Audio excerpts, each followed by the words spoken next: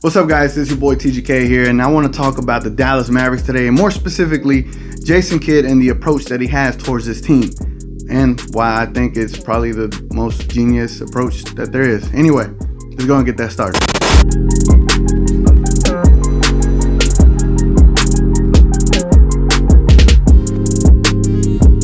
I know I said a lot in that opening cut, and I know there's going to be quite a bit of controversy, and it's not that I'm trying to start that, is that I truly believe in Jason Kidd and the way he's attempting and trying to approach this year. Now, before I even get started, I'll get the negative things out there, because I know everybody in Mavs land, our Mavs fans for life, we just want to kill Jason Kidd because of his past, and because of his past. Like, before he even got hired, we just didn't want him here. And I get it. But he did change it around. He has improved. I do see that the guy has learned from his mistakes in the previous, teams he was with. But that's neither here nor there. But I will point out the negative things for the people that really hate Jason Kidd. Negative thing number one, before I get to all the positives, because there's going to be quite a bit of positives for Jason Kidd. But the first negative one thing is Dwight Powell. Unfortunately, he's just not working out as a starting center, and that's clearly evident when it comes to the entire Mavs nation. I think we all know that this is just kind of like a sore thumb when it comes to our starting lineup. And I like Dwight Powell. Everything he's done for the Mavericks has been nice. I mean, he's still the only piece that we still have from the Rondo trade. But I just don't think he's cutting it out for a starting center. But also, we ain't got Kleba and we ain't got Porzingis, so you really can't move the starting lineup too much around unless you're going to start Willie Cauley-Stein, and he ain't been playing that much better than Dwight Powell anyway. And then you really can't start Boban because he's more of your off-the-bench, automatic fire kind of a offensive big man that we got on the team. And then Moses Brown, honestly, that's the guy who we should be starting just because he's brand new. He's new to the team, still young. Let him get some run with Luka. Maybe we could develop him.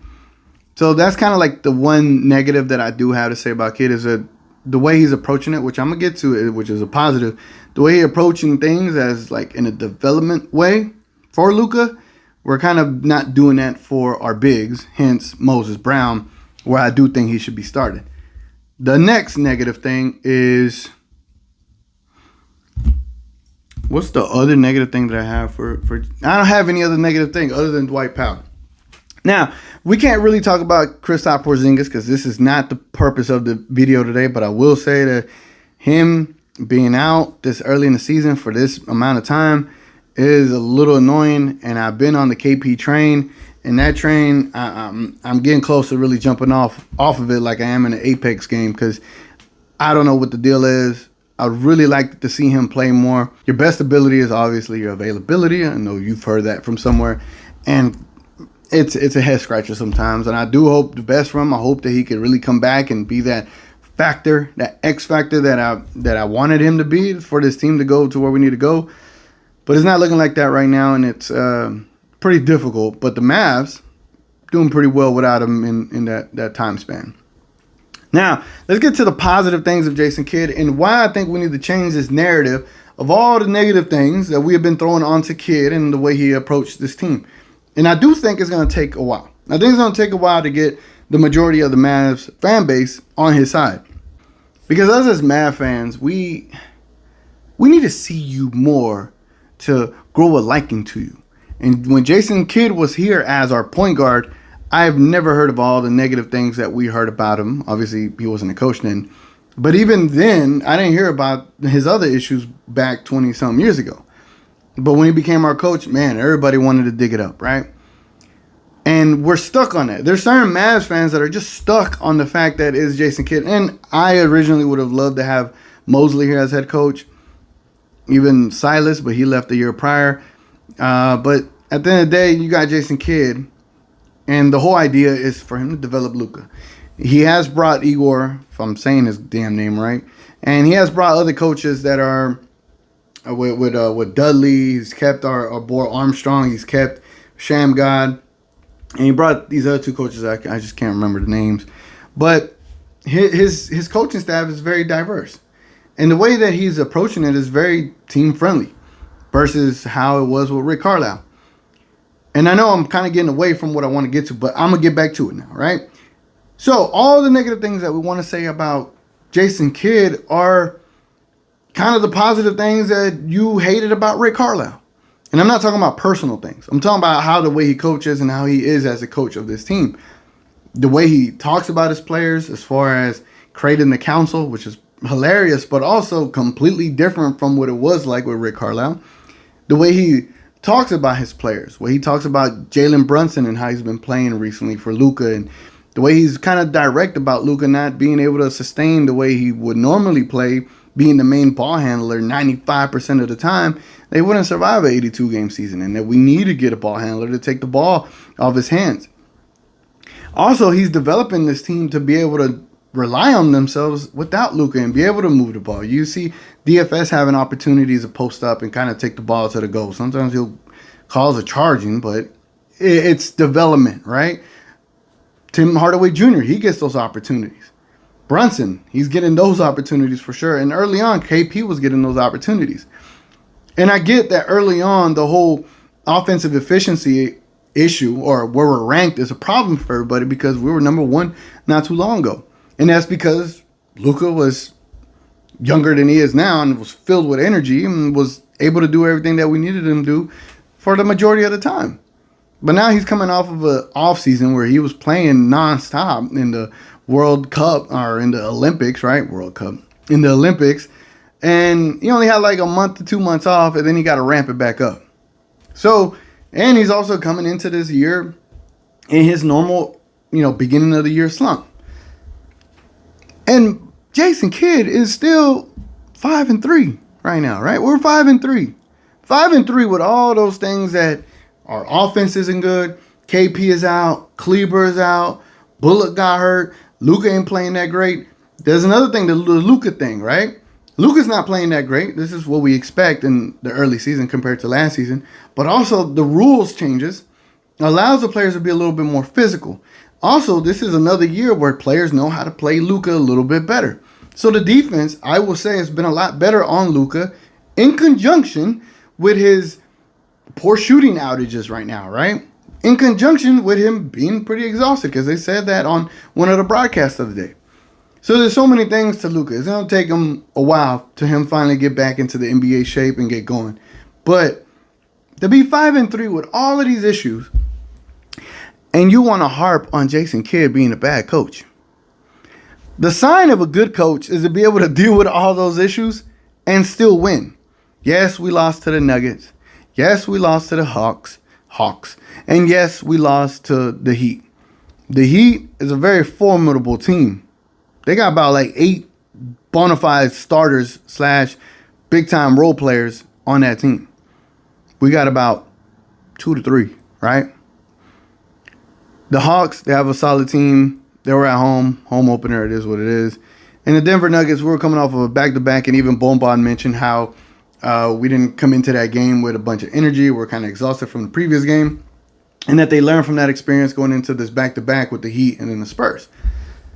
So those 3 losses, those are losses that you would expect. But to beat the teams that you should beat when you are supposed to be a good top 5 team in the West, they're doing that despite having all the issues that they have. Despite not having KP, despite not having Kleber, despite Luka having a rough start to the season, despite all these issues, and despite having a brand new coaching staff, you're still 5-3. And you're number 3rd, tied for 3rd in the West. Early on. Imagine once they could get that offensive mojo going, imagine if KP could get healthy and be out there for good stretches of time. And imagine if Kleber could come back healthy. Imagine, right? Because one thing that we could say about Kidd is that he has that defense playing a lot better. The efficiency is a lot better. I'm pretty sure we're ranked top 12 in defensive efficiency when we were ranked 28th, 29th, and 22nd previous seasons. So our defense is far better. And even you could tell Luka's defensive abilities and the way he's been guarding this season, it's been a lot better. There's certain times where he just takes his play off. But when he has to go one-on-one, he does pretty well. Does pretty well now. KP was doing pretty well early in the season. But the overall team is doing really well overall in the season now defensively. So the way Kidd is approaching it, he's using Frank. He's using Sterling Brown. He's using even Josh Green. He's using every single player that you could potentially use in our lineups. But what he's doing is he is allowing his team to kind of figure it out how to be able to coexist with each other and be semi-productive while Luka is sitting down. And he's doing that, and we're winning the majority of our games. 5-3, I'll say majority.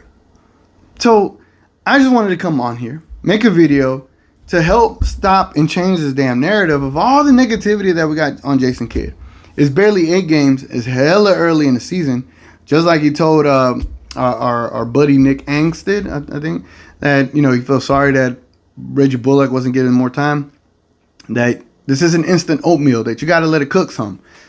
And it is. It's early in the season. It's a marathon. Now, I'm just saying, I think Kidd does have the potential to be a really good coach, especially if you got Luka on your side. I've noticed Luka is doing certain things that Kidd used to do as a player, like when you're bringing it up the court, you go, you know, you dribble left and you dribble right, just kind of keep the defensive guessing instead of going in a straight line. But they're also letting Jalen Brunson take the ball and dribble the ball up the court for Luka to save him that energy. And starting Jaylen Brown is also a big thing. We rarely saw him start too many times under the Rick Carlisle era. And then even Jason Kidd admitting that Jalen Brunson should be a starter. So that tells us something, right? Jalen Brunson has been fantastic early on in this season. And the fact that Kidd is now relying on him a little more is going to help Luka in the long run. Now, Frank Ntilikina could be Frank Ntilikina. I'm just going to say Frank. If he could be, he's doing well right now. If he could be a better ball handler and run the offense pretty decently while both of those guys sit, and then boom, you got your third ball handler, but we still need a third one. If Jalen Brunson is the second one, he's been the second one the whole time. I don't know why we always just kind of discredit him. He is our second best ball handler, and we need a third one. We need a third one. It would be great. If Frank could be the fourth one, now you're talking, right? Goran Dragic comes into play. If Kristaps Porzingis can come back and be good, I'm just saying, before I really go off into different angles, Jason Kidd has been doing a fantastic job with what he has had and the way he is approaching it, the way he's talking, the way he looks at player relationships. He is developing this team to be able to be successful without utilizing Luka 100% of the time.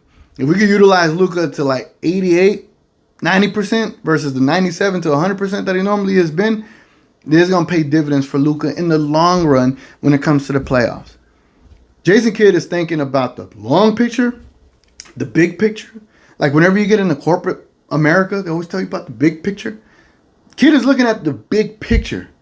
And you know what that big picture is. Championships. We ain't worried about a blowout loss to the Nuggets on a back-to-back. We ain't worried about a well-oiled machine like the Miami Heat who has all the pieces, have no injuries, they're ready, good to go. We're not talking about the Hawks on an opening night. Everybody else, we've done a solid job with the amount of players that we've had.